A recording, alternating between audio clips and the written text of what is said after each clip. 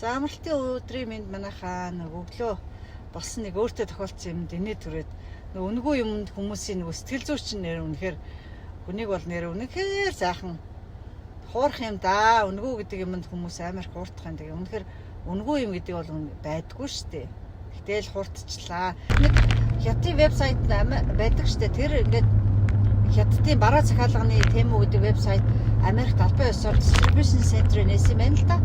Тэгэл миний фэйсбүүкээр нөгөө мэдээлэл орж ирэл юм захиал гэл тэгэл өнөө өглөө ингээл санаандгүй ингээл нөгөө үнгүй гэсэн юм ороод ирэнгууд нь дараал явсан чинь цаашаага нөгөө аппликейшнийг суулгаад явлаа. Тэгсэн чинь 5 шиг нэг юм эргүүлээл тэгсэн чинь 5 юмны үнгүй юм дээр буурчдیں۔ $1000 үнэтэй бараа.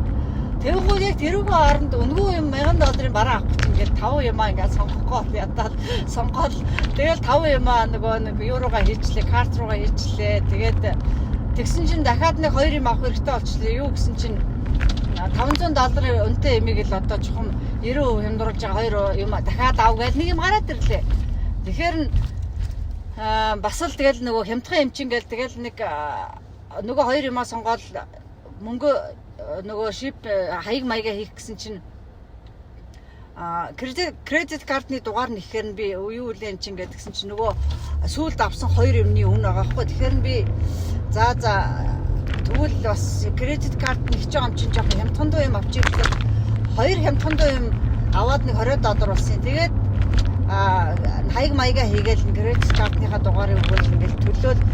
За тэгээд имэйлээр нөгөө нэг конфирмашн шалгахгүй юу. Тэгсэн чинь нөгөө үнгүй 5 юм чинь байхгүй. Сүүлд авсан 2 юм байгаа байхгүй. Тэгэнгүүт нөгөө үнгүй гэдэг юмд хууртгтангууд би ингээд яг үндэ онцгийн шаардлагагүй ингээд худалдан авалт 2 юм авчиж байгаа байхгүй. Авсныхаа дараа нөгөө үнгүй юмнууд чинь байхгүй байгаа шүү дээ. Тэгэнгүүт нөгөө авсан юм яаж буцаах вэ гэдэг буцаах эрфандыг бас уншаад шал инээдтэй. Тэгээд бодсон чи би ер нь ингээд хүмүүс ер нь ингээд үнгүй юмд ингээд хуурдчихд юм байна. Тэмүгээс ер нь бол би ер нь юм захиалж үзээгүй. Урд нь нэг ковидын үеэр нэг өөр нэг хятадны вебсайтаас захиалсан чинь нэг айгүй нийттэй юм ирсэн. Тэгээд тэрнээс хойш би за дэмий юм байна. Шаардлагатай болохоор Amazon-оос юм захиалждаг. Тэгээд Amazon ч яг нэг амархан юм захиаллаа. 1-2 хоногийн дотор маргаа өнөөдөр маргааш ингээл шууд хүрээд ирдэг. Нэгдүгээр хоёрдугаар одоо онцгүй хэрэггүй юм авчлаа гэдээ айгүй амархан буцчихдаг.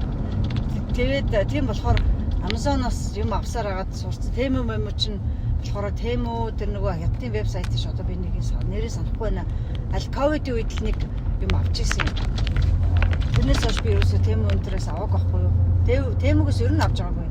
Тэгээд анх удаага ингэж үзлээ. Тэгээд шал Temu өстө үнгүй гэдэг юмд хуурдагтаад ийм байдалд орчиж байгаа байхгүй. Тэгэхээр одоо ер нь одоо цаашдаа би ингэж бодож байна. Temu-гийнхаа аппликейшнийг устгахыг